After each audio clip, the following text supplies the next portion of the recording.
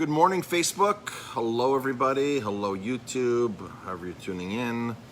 Marcus here. It is, if you're watching this live, it is Thursday morning. Thursday morning, about 8:40. I'm here at the bar doing some work.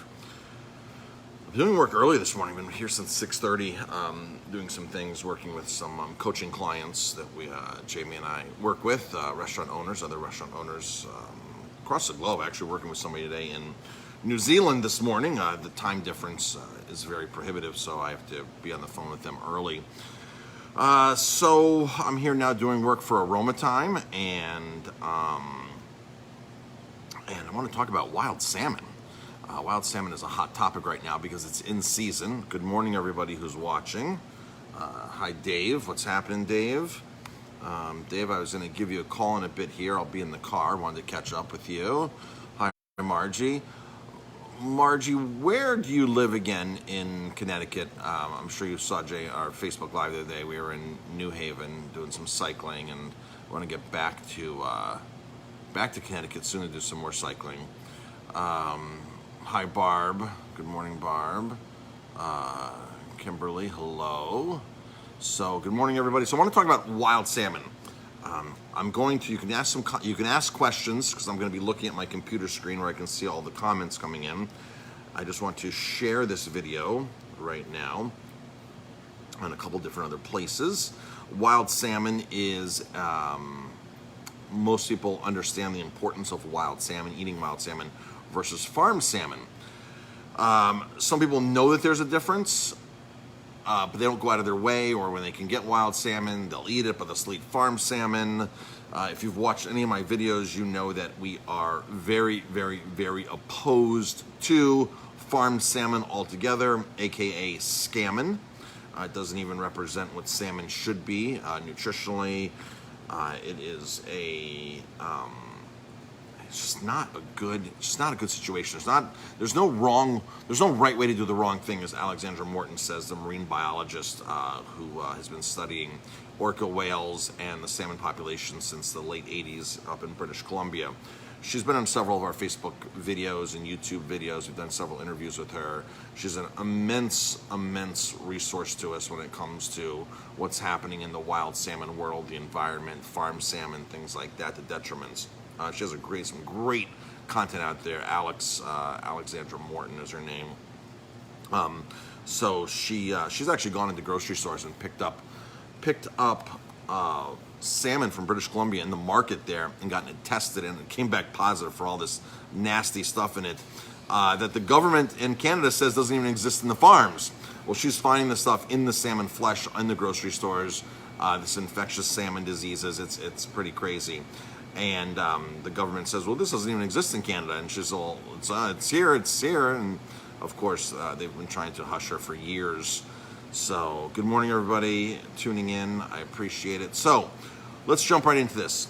Wild salmon season. Wild Alaskan salmon is in season right now. It's in season from Northern California on up. I'm not sure where they're exactly catching, what spots they're catching, but the salmon run happens from California all the way on up into Alaska, up into the Aleutian Islands. Salmon is a northern hemisphere fish. You will not find salmon in the southern hemisphere. They've tried to populate it down in, I believe, in New Zealand. They tried to populate salmon down there. It was unsuccessful. So salmon is a northern hemisphere. Pacific Ocean, Atlantic Ocean. Both oceans have it. The Atlantic Ocean, folks, does have salmon, does have wild salmon in it. It's basically on the endangered list. There's not enough to commercially catch to serve it. There are very, very, very, very, very, very few pockets of truly caught commercial wild salmon in Scotland or Ireland. Very, very, very, very, very, very few. They don't even catch much. The fish are still monitored as they swim upstream to spawn. The biggest detriment right now, folks, if you follow the timelines and the graphs, you will find the more salmon farms that they're putting into the ocean, into the bays, the less wild salmon we have.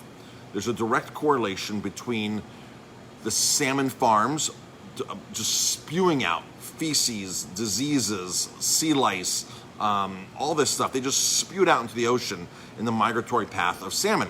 It's a detriment to the wild salmon population. So anywhere you see salmon farms popping up, you'll see less and less wild salmon in that area. And so the Atlantic Ocean is loaded with farms. They put them in the bays. They put them by the rivers where the salmon go up and swim and go up. So of course, this, if you look at the graphs, you would think that placing more salmon farms in the ocean and us eating more farmed salmon is going to give wild salmon a break and give it a chance to repopulate, and it's actually the opposite. The more salmon farms they put, the more decline wild salmon has. So don't let any salmon farmer chef fool you on that. There's a direct correlation between that. And again, because all this, Alexandra Morton says it the best. She moved to British Columbia in the late 80s. And they started putting salmon farms out there. And she went there, she's a marine biologist, she went there to study the orca whales, monitor the orca whales. And when she saw the first salmon farm go up, she threw her hands up and she goes, you can't, told the government, told everybody, you cannot put a salmon farm in the migratory path of salmon. That doesn't work like that. It's going to kill off the wild salmon. Well, now, 30 years later, they have now realized that the salmon population in British Columbia, the wild salmon population, is almost decimated. And the native, the First Nations peoples, the native people of Canada on that side, they want their water back. They want their water rights back. They want their water back. They want their livelihood back because they can't make a living anymore catching fish because there's not much wild salmon left out there. Now, if you go up the coast to Alaska, where there's no salmon farms, Alaska has not allowed salmon farms whatsoever, there's a thriving wild salmon population. So all you have to do is just look at the graphs, when salmon farms went, where they went, when they got put in, and the population of the wild decline as the population of the farms increase. So that's, the evidence is there. It's totally there. So right now, there's a lot of restaurants, more and more restaurants right now that are saying they have wild salmon. You have to ask many more questions than just assuming. You have to ask questions and just assuming they have wild salmon on the menu. Chefs and restaurateurs know that, hey, wild salmon's a buzzword, and I did a little quick Facebook Live. I mentioned yesterday on Jamie's Facebook Live yesterday. I found a handful of restaurants within the last week alone. Some of them was because people were telling me, Marcus, you have to go try this restaurant. It's here in the Hudson Valley. It's here wherever in Connecticut. You have to try this restaurant. You'll like this restaurant. I go online and look at their menus, and they're touting they have wild Atlantic salmon. Wild Atlantic salmon would be way, way, way, way, way too expensive. Twice the price, 3 times the price, 4 times the price of wild Pacific salmon. These restaurants are not getting it and charging that. We spoke to Alistair last year from, I think I did an interview with him on our YouTube channel. He has an amazing seafood company in the UK, one of the premier seafood companies. And we spoke with Alistair, and he basically said that wild salmon, true wild salmon coming out of Scotland is a royalty food. It's so expensive. It's literally like $100 a pound, 50 kilo a pound is what they sell it for. Because it's just not out there. They don't have enough to go around. So when this fish is caught, it's literally it goes to royalty. It doesn't stay around. There is a way to catch, to sport catch wild salmon in Scotland. And he explained this process. Is what happens is, see, salmon is such an amazing species. It's a keystone species. So many other species of fish, plants, everything requires salmon to be part of the ecosystem. So when salmon enter the mouth of the water, they stop eating. They stop eating because they have to make this migratory journey now to go spawn, to go lay eggs. And the salmon knows as soon as you hit the mouth of the water, you stop eating. So the salmon has to build up an immense amount of fat to make that journey. The longer the river, the salmon's programmed in to go right back to that same spot that was spawned. Incredible species. So the same exact spot, lay its eggs, and then die. Now, the salmon knows this in the ocean, swimming the 2,000-mile journey that it does, how long that river is. So whether it was born in the Yukon River or the Copper River. Yukon River is 2,300 miles long. Copper River is 300 miles long. There's a 2,000-mile difference in rivers. So however far that salmon swam up the Yukon River, it needs to know, programmed in, that's how much more fat it has to build up. So when it hits the mouth of the river and starts swimming, it's going to now consume its own body fat as energy to do this migration. to spawn. And salmon it's just one of those really cool facts about salmon. So salmon build up all this fat. Once the salmon enter, they start. It's like a lobster. The lobster doesn't eat. The lobster will go after its own, eat its own flesh inside. So once the salmon swim up and go up and go up, the farther it swims, the lesser quality of meat the salmon, because it's relying upon its own fat reserves. So the flesh is shrinking, the quality of the meat, it's in stress. So in Scotland, if you have 10,000 euro, you can actually say, hey, I want to go on a fishing expedition and sit in the top of the river when the salmon spawned and the salmon's almost dead anyway, and sit there and catch salmon. This salmon is not recommended to eat, but it's a sport. It's sport fishing. The natives in the First Nations, they will tell you, the natives in Canada, that they call it spent salmon. It's spent salmon. You don't eat spent salmon. You catch salmon at the river mouth, and you don't catch it upstream. So sometimes companies will actually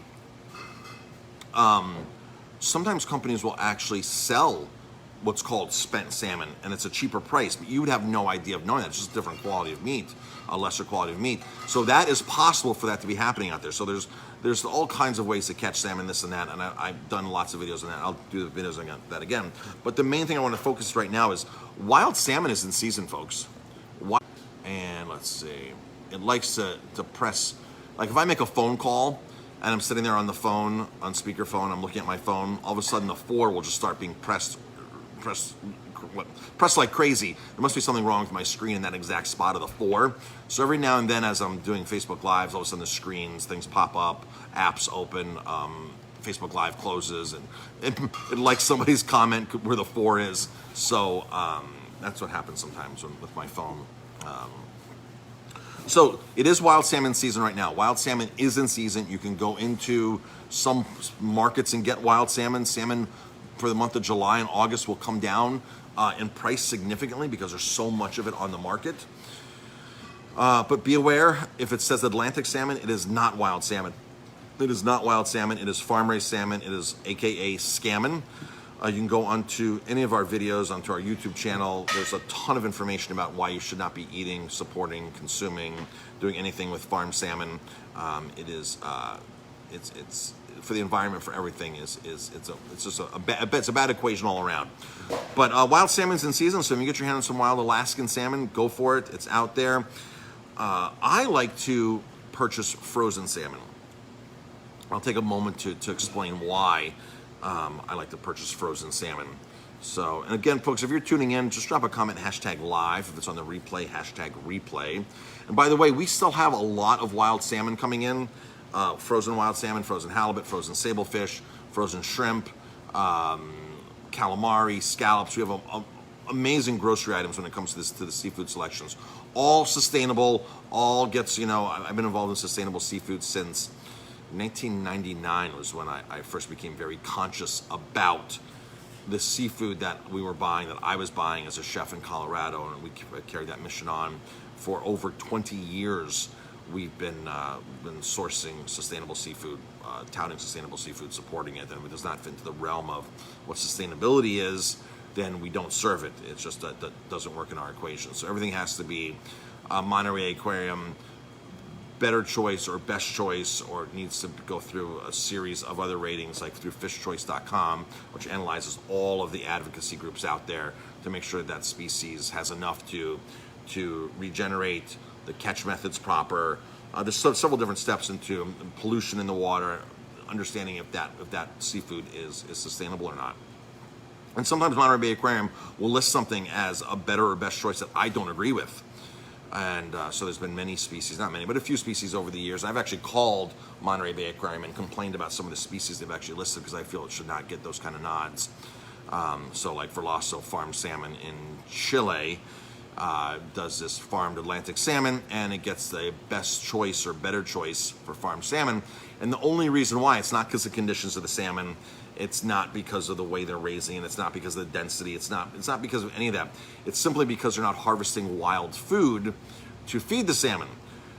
Wild salmon, the farm salmon takes 3 pounds of wild fish to make 1 pound of farmed fish. So every salmon producer has to buy pellets that rely upon going into the ocean and creating a net deficit of protein. Well, this salmon doesn't need to because they actually genetically modify a fungus protein for the salmon to eat. So they're feeding it a genetically modified fungus protein. And so Monterey Bay Aquarium says, well, they're not going out and harvesting wild fish, so let's give this a better nod. I disagree with that totally, is because they're feeding it something that it's not supposed to be eating altogether. So that's how Monterey Bay Aquarium, so I called them and complained about that. The lady who I spoke to understood my concerns and totally was like, yeah, I totally understand that. You have a great point, this and that. But that's their council, their board set those standards for it. So, frozen fish. I just want to read a couple comments before I talk about why I like frozen fish and why you should like frozen fish too. Connie says, good morning. I definitely go out of my way for wild Alaskan salmon. Stores online are not caring. They're trying to sell farrow from New Zealand, saying it's wild. Yeah, so Connie, I'm not sure if you mean Faroe Island, F-A-R-E-O, Faroe Island. Faroe Island is north of Scotland. Faroe Island is not wild at all, but here's the most confusing part. If you go onto the Faroe Island Salmon Association and look at their website, they will show you these pristine waters, show you panoramic shots of the bay, and then if you look carefully, you'll see nets placed, the open pen nets in the ocean. And it says on there, raised in the wild. So they put the term wild on the website, which is very confusing for chefs, for consumers, for restaurant owners, for even seafood distributors sometimes, salespeople. So it says raised in the wild, like salmon should be. And it's all marketing. Faroe Island salmon is farm raised. There's no difference in Faroe Island than any other place out there. They tout the Faroe Islands as some remote islands out there, not part of the Atlantic. What they don't promote is that after World War II, it was a dumping ground for toxic waste. So that, because it was in the middle of nowhere, they went up there and just dumped a bunch of stuff. Not sure if that's affecting the quality of water or what's in the water, but that was the reality of what was happening there because it was such a remote area. Then they decided to put salmon farms there. So Faroe Island is farmed salmon, folks. They're using fish pellets. They're highly doused with all kinds of funky chemicals, preservatives, pesticides. The salmon still get sea lice. They're put in pens. They don't live their natural migration. They don't eat their natural food. They have to be colored still, the pigment in it. Salmon farms have mastered the art of marketing manipulation. Here's one of the things that they just have to put an insane amount of money into to convince us that it's what should be happening. And there's a lot of people out there that are anti-farm salmon. There's groups out there. They have to spend an insane amount of money to publish paid-for science studies, to use this carefully wording, to use all this great marketing to manipulate their product. Okay? Faroe Islands has mastered marketing. They know how to market their product. It's farmed salmon. It's scammon. It's nothing different. And when you go to a restaurant that's serving Faroe Island salmon, ask them if they can serve a better salmon. Say, would you mind serving a better salmon, like truly wild salmon? But again, a lot of restaurants think that Faroe, if I did a Google search, in fact, I'm going to do this right now. So I'm going to go to Yelp. I wish you could see my screen while I'm doing this. I'm going to go to Yelp, and let's see. Yelp, I'm going to put in wild Faroe Island salmon.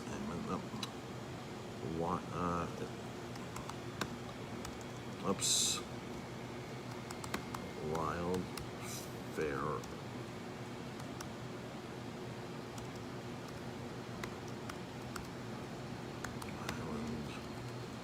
Wild Faroe Island salmon in quotes. And then I'm going to put NY, New York. And then we'll just do a quick Google search in Yelp here. And let's see what comes up. So it'll show, yeah, so it goes right onto Yelp here. Maybe I can turn this around. but it will show, like right here, like here's a restaurant on Yelp, the Barrow House, and you can see it says Wild Faroe Island Salmon. That's on their menu right now. This is in New York, and they're listing that right there. Wild. So I went through, did a search on Yelp. I put in Wild Faroe Island Salmon, New York, and that's what came up. The Barrow House. There's a couple other. Now watch what happens if I go into here and let's see. Wild at Wild Atlantic Salmon.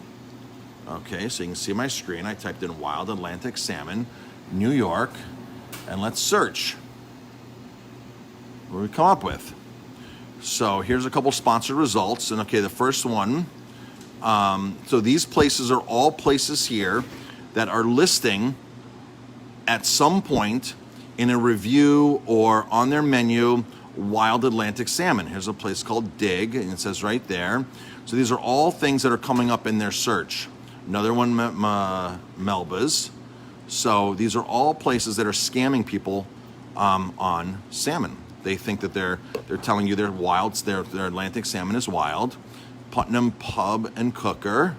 And again, folks, there's no such thing as wild Atlantic salmon in restaurants. You cannot commercially catch it. So, and the list goes on and on. I mean, you'd be shocked. So the list is 4 pages of results here for restaurants in New York City that have wild Atlantic salmon listed in their profile somehow on their menu. It's pulling it up. It's associating wild Atlantic salmon. Here's a fish market, Lisa's Fish Market. Oh, it says no wild salmon entrees at the market. Not wild. In case it's not wild, I say, so here's a lady. The woman showed me a salmon and said it's wild. It looked farm raised Atlantic salmon. I asked where it's from, and she says Canada, she said. In that case, it's not wild. I say no wild Atlantic salmon. So she's right. So that's a fish market. Flown in yesterday and from Australia and wild Atlantic salmon. So, I mean, it just goes on and on. You can find places that are misleading you right now. So, Shipwreck Gourmet, wild Atlantic salmon. So, yep. There's that first place, Dig again, that had wild Faroe Island salmon. So, 4 pages of results. 4 pages of results of places in New York City right now. You can go to any city and do this. I've done it in Denver. I've done it in Dallas. I've done searches like this. And it's happening all over the place. It's happening here in the Hudson Valley. It happened to somebody last week who said, Marcus, go try this restaurant. It's like a half an hour from us. And I looked at the menu and I'm like, wild Atlantic salmon, okay. Not too truthful. So, folks, wild salmon's in season right now. It's from Alaska. That's where you want it from. You can get it from Columbia River. You can get it from Oregon, Washington, California. So, good morning, everybody, for tuning in. Benamino's on. Hi, Benamino. Benamino is from Puglia, from one of our favorite. My phone goes again. Cancel. Trying to pin a comment. So trying to pin. Okay. So Benamino's got a great vineyard in Puglia. We have some of his wine here. I totally have some of his wine here. Hi Laura. Hi Simone. So anybody else have any questions? I'll be happy to answer any questions about salmon. Oh, farm salmon. Frozen salmon versus wild salmon. So, frozen salmon versus fresh salmon was what the next thing I was going to talk about. So, frozen. I like frozen seafood better than fresh or never frozen seafood. It's just, I believe it's a better quality if it's done properly. So here's what happens. So if you catch fish in Alaska, that fish is caught in Alaska. It's troll caught, it's line caught, it's net caught. It's caught. It's then on the boat and it gets taken to the processing plant right there on the coast. Now from there, it's probably gonna get shipped to take a day or so, 2 days to get shipped to Seattle. Goes to Seattle. It comes into the U.S. Then from there, the Seattle airport or whatever. Then it's going to be air freighted to a destination fish market, fish distributor in Houston, Miami, New York City, Boston. So then it goes. So now we're already 2 to 3 days in. 2 to 3 days in to process, catch the fish, get it from Cook's Inlet, from wherever it is in Alaska, to the proper airport. All those little places in Alaska don't have airports. They got to get transferred to an airport. So one small airport to another airport, then to Seattle, and then to its U.S. destination. It's typically how that works. Very rarely can you get something like FedExed in right from Alaska, and it's going to be pricey. So then it goes to the distributor. So it goes to the New York market. In the New York market, it goes to a redistributor. So then another distributor is going to go into the market at night, pick up wild salmon. So now we're 3 days in. The wild salmon gets back the next day. Now we're day 4. Gets back to the distributor. On Tuesdays or Wednesdays, a message gets sent out to a chef like me and saying, hey, we have wild salmon this week, $16.99 a pound. And I'm going to say, okay, I'll buy it.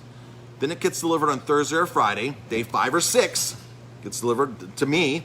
And then I'm going to sell it Friday, Saturday, Sunday, Monday.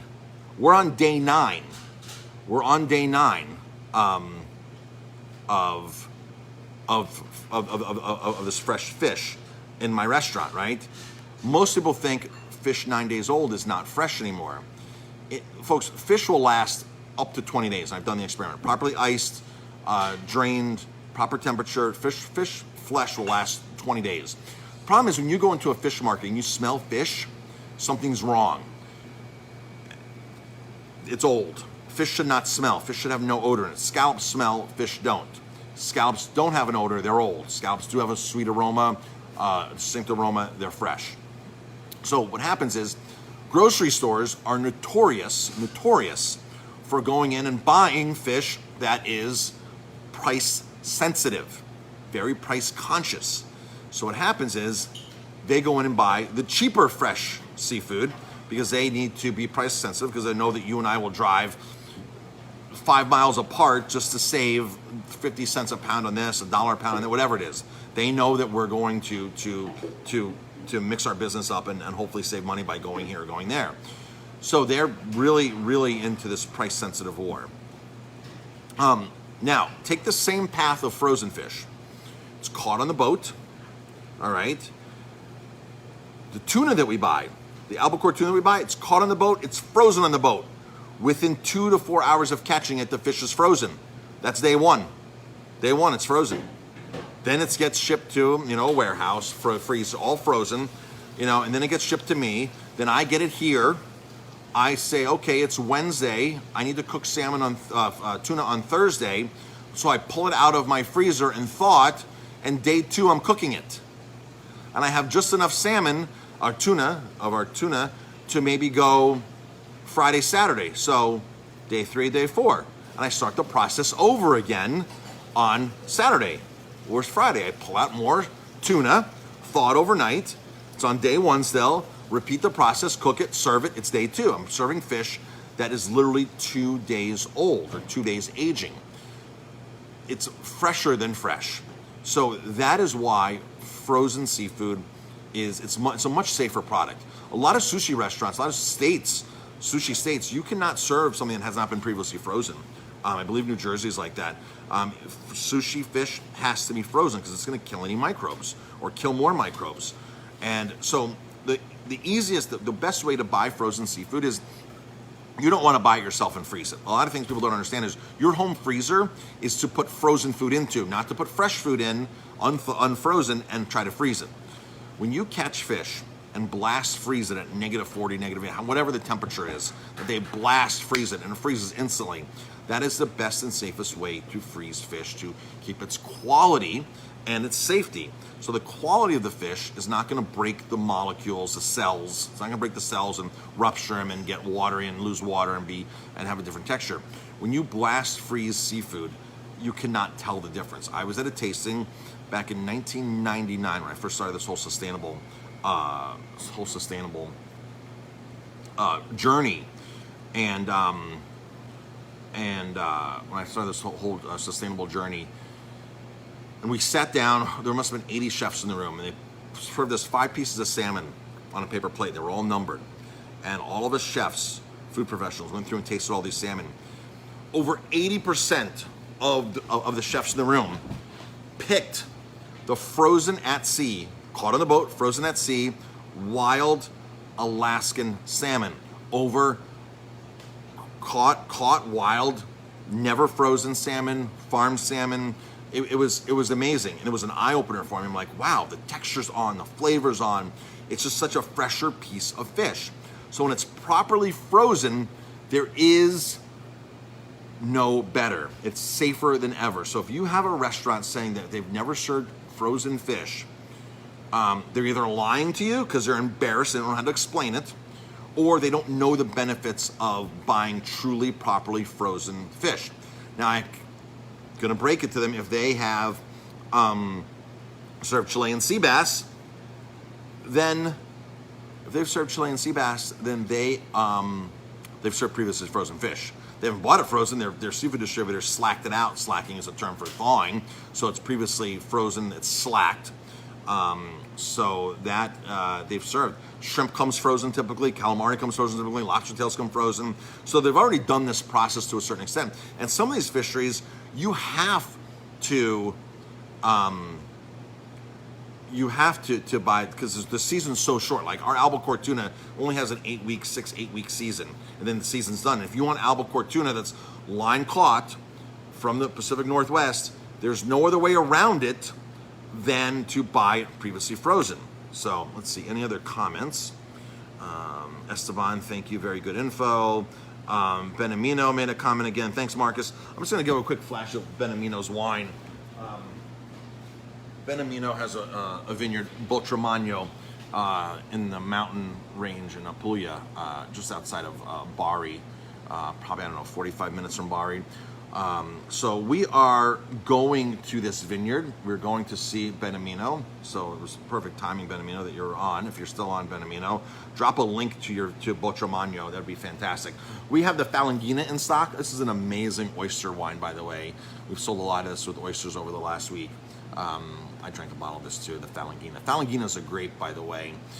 We're going to be getting more Benamino's wines in, so stay tuned for that. But we're going to go visit Benamino. We're going to do a whole trip to southern Italy, to Apulia, flying into Bari, going down to Lecce, and to Manduria, Salento, going up into parts of Basilicata, which will be Matera, and to a vineyard up a couple of vineyards up in, not Terrassi, we're going to, the Alianico vineyards, Volturre. So that's going to happen next April 16th to the 25th, I think, 27th. I don't know. It's on our website, VIPWineryVacations.com, and it's also on aromatimebistro.com. You can get information on that. The trip is $5,000 a person. It will sell out. It's selling out.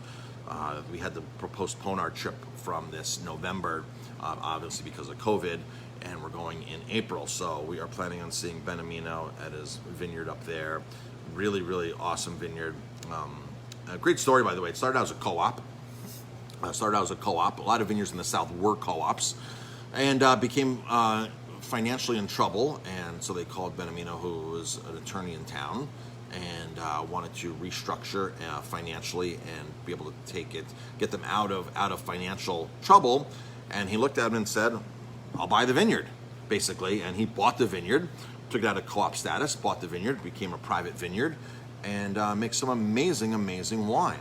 And I think they are probably in the highest elevations of Apulia, if I can remember correctly. So thank you, Benamino, for tuning in. We appreciate it.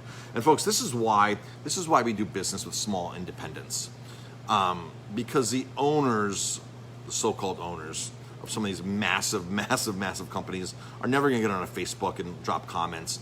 It's the small independents are where it's at. And when you look behind our bar, you will totally see that we are all about the small independent brands, right? Most people come in here and go, "I don't recommend a single thing, recognize a single thing back here because I don't know it." And of course, we're happy to show you what's going on or taste you on things. So that's always an option. We'll always give you a taste, because we understand that Jamie and I take a lot of work, a lot of pride in stocking all this independent spirits and wine and beer. So that's our deal. So we love that. So Chris says, when they freeze them on the boat, do they portion them? Some cases yes, Chris. Some cases no. Sometimes they're not portioned out right away or not portioned. Sometimes they are. Like our tuna is in loins. So it's not in tuna steaks, it's in tuna loins. Sometimes they'll freeze the whole fish. I can't really comment on that. I know sometimes they'll do further processing after it's frozen once they get it to back to wherever. But you have to think, like, some of these boats, like George's Bank, the ship, the movie The Perfect Storm, George's Bank. When those boats go out, those boats are out there for 2 weeks sometimes minimum. Sometimes 2 weeks minimum. When they're out there albacore fishing on the Pacific Northwest, those bad boats out there for a month. So there's no like, let's go back to shore and drop off what we have that's fresh. No, there's the only option is to freeze it. George's Bank doesn't freeze everything. They'll keep things fresh. I just saw Carlos join. Hello, Carlos.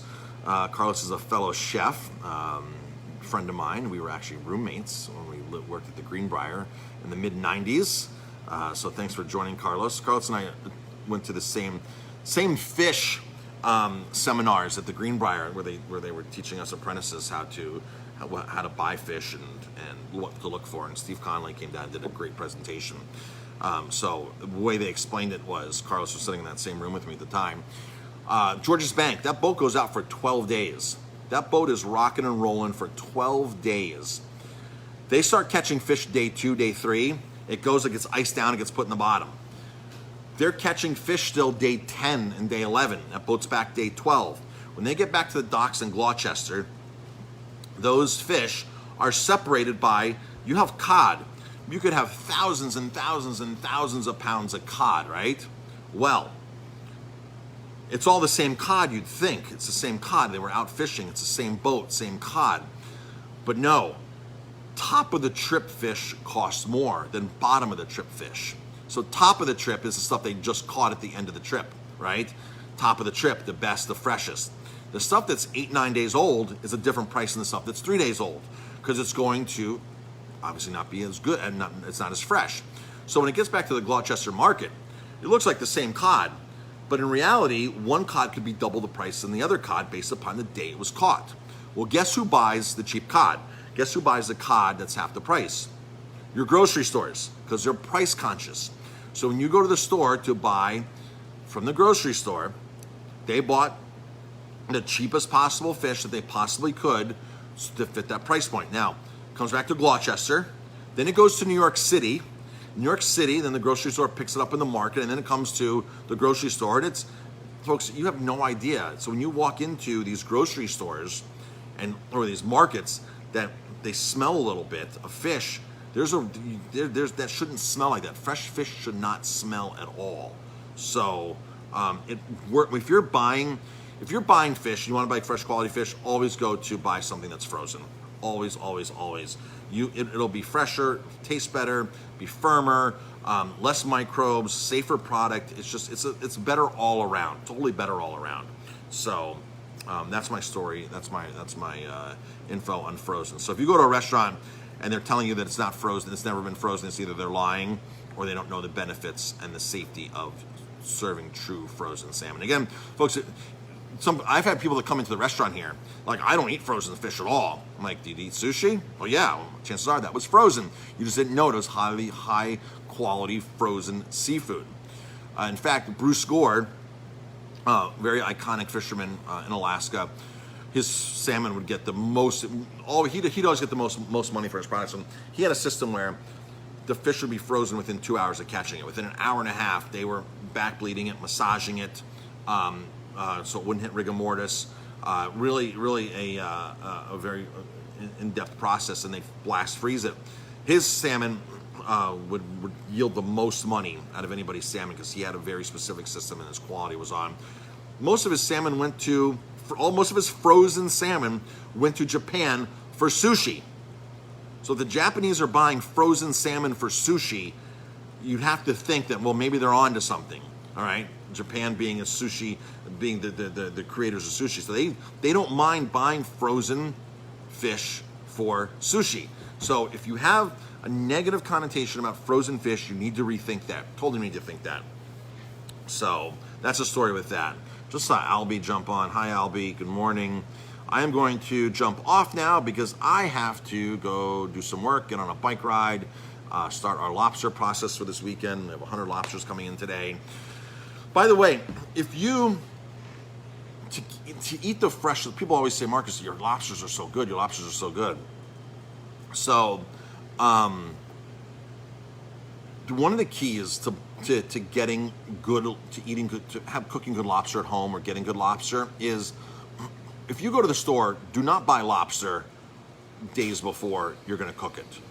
When you buy lobster, you want to cook it the day of that you get it. If you take lobster home and it's in the bags, even restaurants, I've done this always in restaurants, you don't store lobster because it's like that salmon that was spawning and swimming upstream. It's starting to internally digest its flesh. So the quality of meat diminishes sometimes significantly. So what you want to do as soon as you bring home lobster, if you're gonna, don't wait a day, cook it right then and there and cool it, and then reheat it the following day.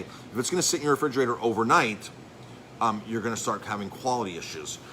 Same thing in the restaurant. We have 100 lobsters coming in today. They all get cooked today. Not one of them sits in our cooler overnight. All gets cooked today. They all get cooked quickly or poached, then get chilled rapidly, stored, and then for our lobster bake, Friday, Saturday, Sunday, we are now reheating the lobster. Okay, so we're not taking a fresh, alive lobster the day of and letting them sit around. They go under too much stress, and it's not good for the quality. You always want to kill a lobster before you cook it. You never want to throw a live lobster in. You want to properly kill it and then cook it. You always want water as hot as possible without boiling. So there's a lot. Maybe I'll do a video on properly cooking a lobster. So you just don't go to the store, buy lobster, stick them in your refrigerator for 2 days, and throw them live into the pot. That's not the proper way to cook a lobster. All right, folks. Thanks for tuning in. I'm gonna get out of here, do a little work, go for a bike ride, and then start working on lobsters here. All right, everybody. Talk to you later. Have an amazing day. I know there's something that Jamie wanted me to say. I'm sure there is. I just got carried away on all this other stuff. We're getting ready to do a wine tasting, our first wine tasting here on premises after COVID. We're teaming up with Bashakil Winery with Paul and Samara. They're coming over on a Monday. I believe it's July 21st, I believe. If Jamie's on, she'll drop a comment here, maybe, and see when that's coming on. I might have some information here as well. Let's see. I know we just got some graphic arts done for this. So let's see if I can pop that up. Yeah, Monday, July 20th. Monday, July 20th. $25 a person. Come taste wine. Paul and Samara will be here from Bashakil. They're excited to be here. They are not open, but they are doing pickups. So you can go there and do pickups. I am sure that you can buy wine from them the night of here. They can set up arrangements for delivery or something to get you wine so you can be able to do the tasting. We'll put some food up with it. Paul and Samara will be here talking about their wines. We'll be doing it in our garden in the back.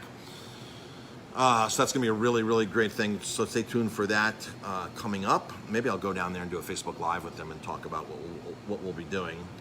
Reach out to them again. All right, folks, thanks for tuning in. I appreciate it. Lobsters this weekend, 647-3000. We take reservations the day of. We don't know we don't know the rain situation. Sorry, my throat is a little dry. And I'm still drinking my vitamin C water, everybody. I'm still keeping my immune system very, very up and healthy. Vitamin C water, I'm still taking 5 to 10 grams or more of vitamin C every day.